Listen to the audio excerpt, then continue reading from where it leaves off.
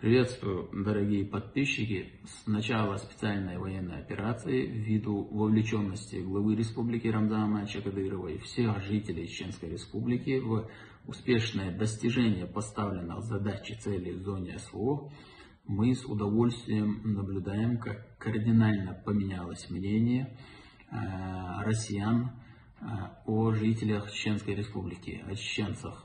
Весь мир сегодня убедился, стал свидетелем того, что жители нашего региона во главе с Рамзаном Амановичем Кадыровым готовы первыми стать на защиту национальных интересов нашей страны, на защиту нашей Родины перед лицом любой угрозы. Мы получаем бесконечный поток положительных откликов, комментариев, заявлений от представителей разных стран и разных регионов нашей страны. Это нас радует, но в то же время есть обратная сторона этой медали. Мы в последнее время наблюдаем, как поднимают головы, можно сказать, представители так называемой пятой колонны, как активно начинают придавать резонанс любым инцидентам с участием представителей Чеченской Республики, придать отрицательный резонанс, пытаются, как говорится, словить хайп на чем угодно, лишь бы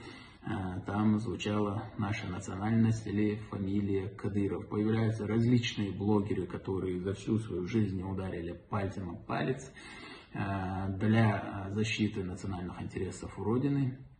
И они на просторах интернета бесконечно болтают, пытаются раскрутить какие-то инфоповоды вокруг Чеченской Республики, негативные инфоповоды. Их никак не устраивает этот складывающийся положительный информационный фон вокруг нашего региона и главы республики, как защитника Российской Федерации, который объявил эту бескомпромиссную борьбу этим сатанистам, националистам и всякой другой швали. На этом фоне появляются эти провокаторы и пытаются испортить данный положительный информационный фон. Я хочу вам привести один из примеров. Буквально со вчерашнего дня мы наблюдаем на различных платформах интернета, как разного рода бульварная пресса, так называемые СМИ, различные издания, они тиражируют и распространяют информацию о том, что якобы Министерство культуры Чеченской Республики заявило о том, что не будет лишать звания народного артиста Чечни Валерия Меладзе,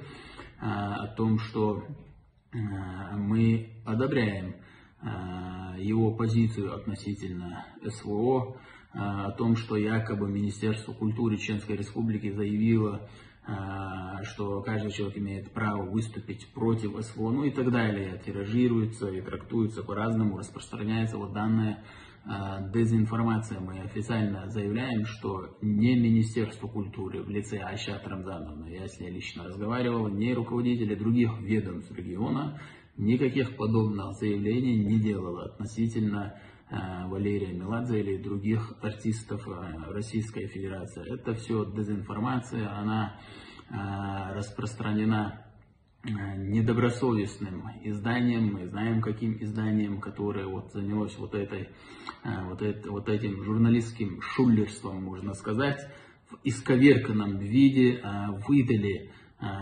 частный разговор с одним из рядовых специалистов ведомства за официальную позицию Министерства культуры или вообще Чеченской Республики. Это все не соответствует действительности, никаких подобных заявлений, вообще относительно Валерия Меладзе ни Министерство культуры, ни Чеченская Республика не делала. А этим провокаторам остается пожелать, чтобы они хотя бы в период таких сложный период испытаний, можно сказать, сложнейшего испытания для нашей страны, они имели хотя бы чуточку совести и прекратили свою провокационную деятельность. Еще одна информация распространяется, различные проукраинские, пронацистские, фашистские издания, в том числе представители различных националистических батальонов, как Азов и так далее, они публикуют и в Твиттере, и на других платформах интернета, они празднуют и публикуют новость о том, что взят в плен командира легендарного полка Чеченской Республики, имени нашего первого президента Ахмата Хаджи Кадырова, да, Аллах Герой России, Замит Чалаев. Вот они празднуют эту новость и распространяют тоже в последние дни. Хочу вам заявить, что эта информация не соответствует действительности. Сразу после записи этого видеоролика я позвоню нашему брату Замиду Чалаеву, попрошу его скинуть видео, показать, где он и чем занимается. А вот этим нацистам хочется сказать, что ни Замид Чалаев, ни другие командиры или бойцы